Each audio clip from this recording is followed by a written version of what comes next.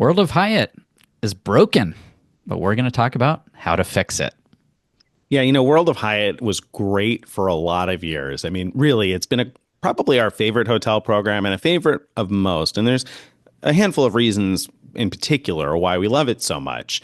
First of all, you can get extremely good value when you're using your Hyatt points to stay at Hyatt properties, which is probably the most important thing to a lot of people.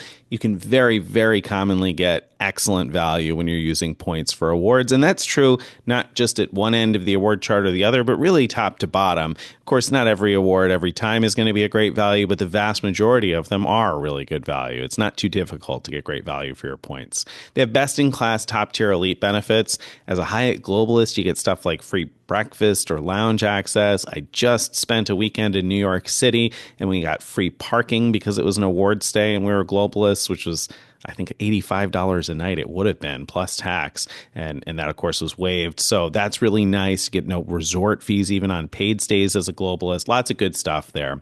They have the best milestone rewards of any program. As someone who stays often or earns a lot of elite nights in the program, you can earn things like suite upgrade awards. I used one of those to have a suite in New York City, tons of space for Manhattan.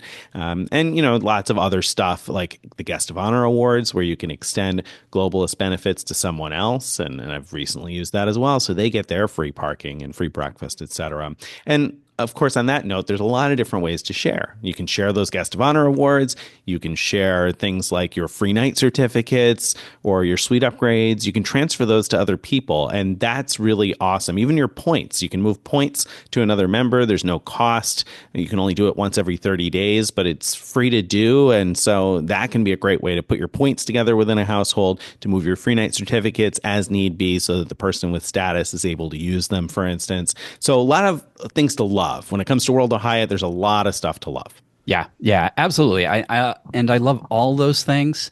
What I don't love is that Hyatt has a very limited footprint when you compare to other like big chains like the Marriott or Hilton or IHGs of the world. Um, and what I really don't love is that they've changed how they've addressed it. So if you go back a few years, the way they used to address it was actually really good. They would form partnerships that were good for both them and their members. So, for example, when they partnered with SLH, Small Luxury Hotels, they put all the participating hotels into their award charts, and we're still able to use points to get outsized value. We were able to use our free night certificates because remember, Hyatt's free night certificates are all based on what category the hotel is in, and if the hotel's not fit into a category in an award chart, you can't use your free night certificate there.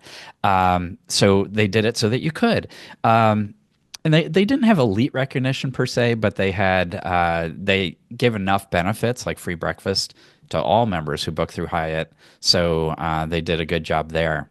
Similar story, destination hotels. When they first bought destination hotels and residences, the residence part of that, which are like condos and standalone houses and things, they shove those into the existing word charts. And what I mean by that is like a lot of these are like a house, you'd have like a 1-bedroom house that would be fit into the word chart as a standard room. 2-bedroom might be fit in as like a standard suite, and a 3-bedroom might have been a premium suite, for example. But they figured out a way to get those same very different type of lodging into the existing award charts. And so we were able to get all the benefits, including outsized value. And that was especially great at the time because it opened up tons of good value properties in Hawaii when they did that. They started off addressing the lack of having many hotels in a good way, but then things changed. Yeah, yeah. For all the progress they made, and they were really knocking it out of the park for a while, they've unfortunately killed a lot of that progress. And now we're on a very dynamic system when it comes to award pricing with the new additions they've made to address the footprint problem. And here are some examples of that. Those destination residences we were talking about moved to Hyatt Homes and Hideaways. And Hyatt Homes and Hideaways has sort of a fixed value award redemption scheme where you get about 1.2 cents per point, significantly less than what you typically get redeeming your points for a Hyatt hotel, and significantly less than what you used to be able to get when those properties were on the award chart.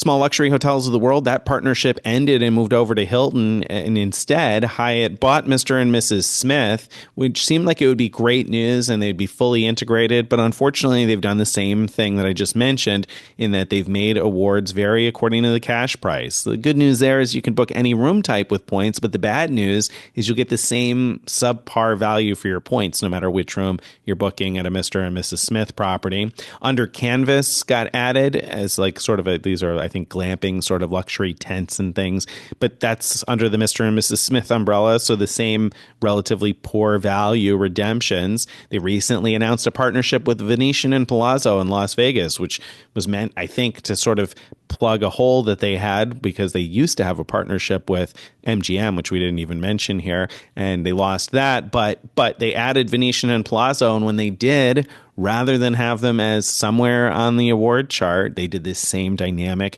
pricing scheme where sometimes you're getting even, actually most of the time, I think you're getting even less than 1 cent per point in value when you're redeeming your points at those properties, which is a huge disappointment. So the overall problems with these additions they've made now to address the footprint problem are that you get poor value for your points when you're redeeming at those places. I guess it's nice if you want to earn points on a paid stay, but if you want to use your points to good value, those are not going to be the best options.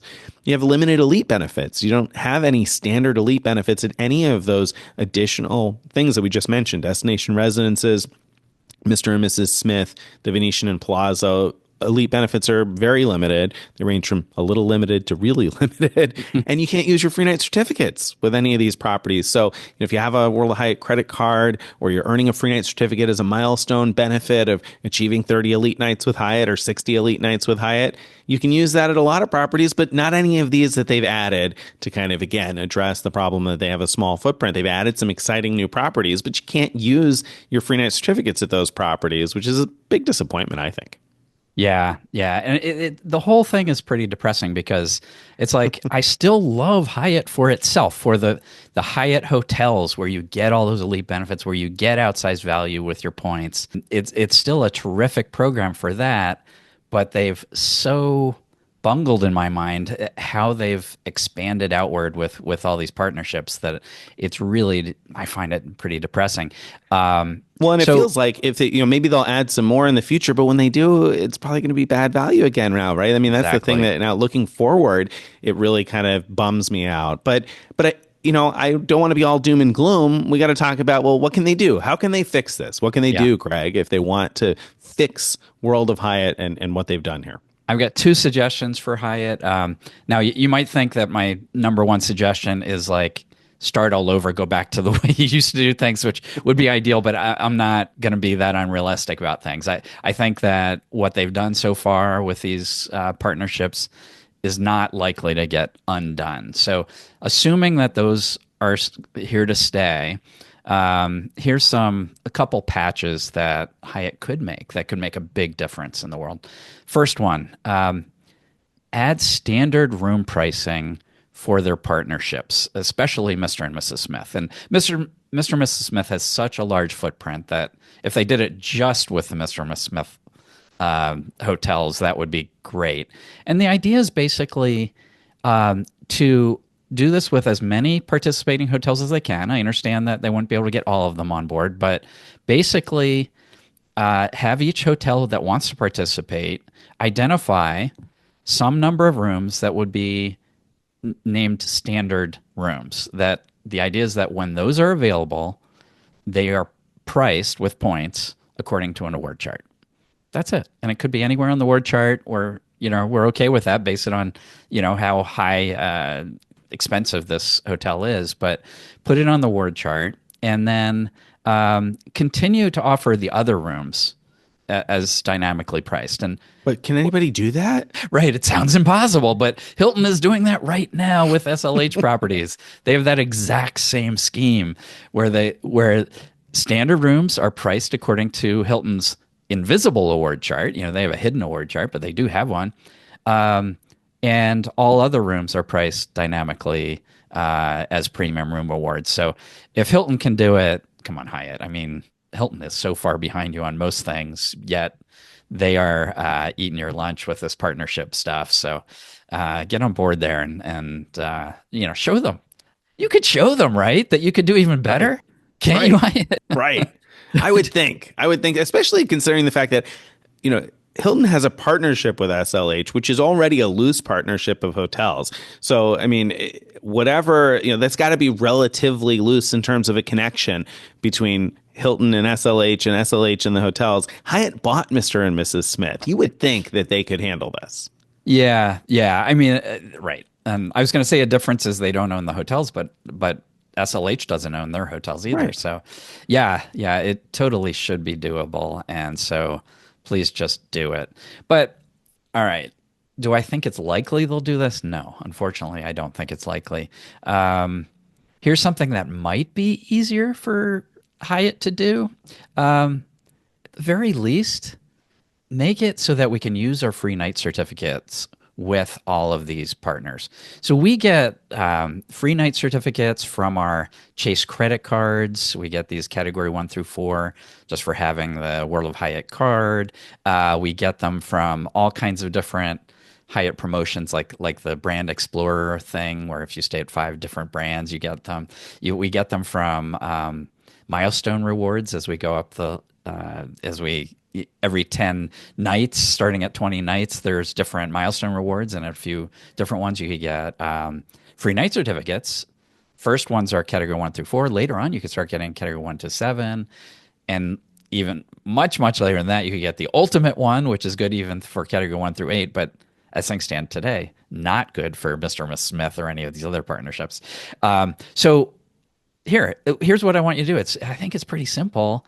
Let us redeem them as if they're points. So like if we had a category 1 to 4 certificate and we want to book a Mr. and Mrs. Smith property that costs 22,000 points for the night, tell us that the category 1 through 4 is worth 15,000 points and that we can add 7,000 points to that and book the Mr. and Mrs. Smith property. It still doesn't give us like outsized value for our redemption, but it gives us a way that we could use these awards that are supposed to be, except for the credit card one, they're supposed to be awards that we're getting as for our loyalty, to give us something that will value because, to show that you value us as loyal members. And yet, as things stand today, you're not letting us use them at all at the vast majority of the properties that are under your umbrella because of the way you treat Mr. and Mrs. Smith properties. So do that, please. Yeah, and I want to point out that Greg is being pretty generous to you, Hyatt, because that category 1 to 4, he used the 15,000 point example in terms of the value because that's the standard award rate at a category 4. But the peak rate is 18,000. Not even asking for the full 18,000 Right. points in maximum value here. He's asking for the 15,000 points of a standard award, which seems to me to be very reasonable. All right. So you heard it, Hyatt. Nick agrees with my solution. So, and you know what? If you want to do both of my proposed solutions, we're okay with that too. Right. Right. Yeah. I mean, it would be great to be able to do that. Like Greg said, a lot of these things are awards that you earn for your loyalty. It'd be nice to get that same loyalty in return. And again, I mean, let's be clear. Greg and I both love Hyatt, and there's a lot of things to love about Hyatt. We just think that this is an area that really needs to get fixed. Seriously. Fix it. Please.